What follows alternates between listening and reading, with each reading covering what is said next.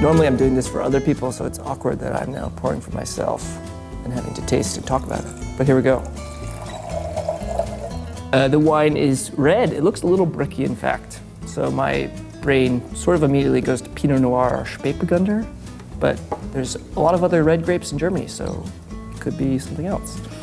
It does, as I mentioned before, it does have a little bit of tawniness, a little bit of browning, so it could be something with a little bit of age or something that was like a little bit riper, a little bit more extracted, or from a warmer area of Germany. We can talk about the appearance of the wine all we want, but the real thing is the nose and the mouth. We should put our nose in. It smells lovely. It's a little bit of red fruits, a lot of florals. It smells a little bit hot to me. Could be like the temperature of the wine or just the high alcohol, the warmer vintage. But I do in fact like the nose of the wine. It does smell great.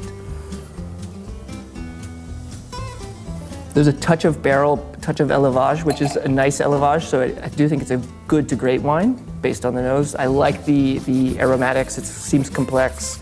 It does make me want to drink it, so I'm going to put my mouth on the glass.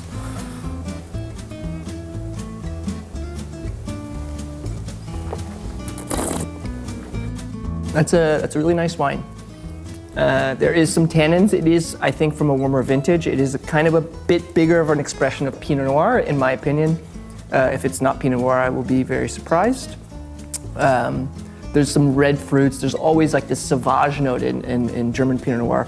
A little bit of like under floor sort of wet leaves. A little bit of berries. I like immediately go almost to like wild game and things that could eat well with this wine and also drink with this wine. I'm talking it up as being a little bit hot and a little bit big, but this is all in the spectrum again of German wine. So German wine is always a little bit leaner, a little bit more cutting, a little bit fresher, a little bit more lively and on its tiptoes, sort of prancing around on the palate, at least comparatively to the French counterparts or the Burgundy counterparts or even warmer world, California, Argentina, if you ever want to drink one of those types of wines. It's opening up a little bit for sure in the nose. It's a really nice wine, in fact.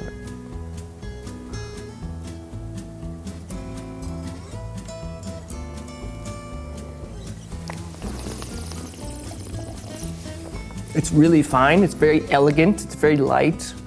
But again, I do think there is some influence of one of these warmer vintages in the past, I don't know, 4 years. I'm gonna stick with Germany. I'm gonna stick with Pinot Noir. I'm gonna go vintage 2020.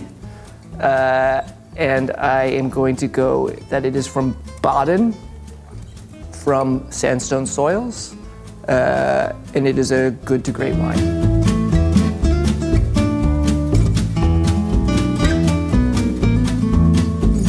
All right, so the grand reveal. This is always a little bit scary. You never know if you're full of shit or if you might know something or two about German wine. So let's see what the hell this wine is and hope that it's German Pinot Noir from vintage 2020 from Baden.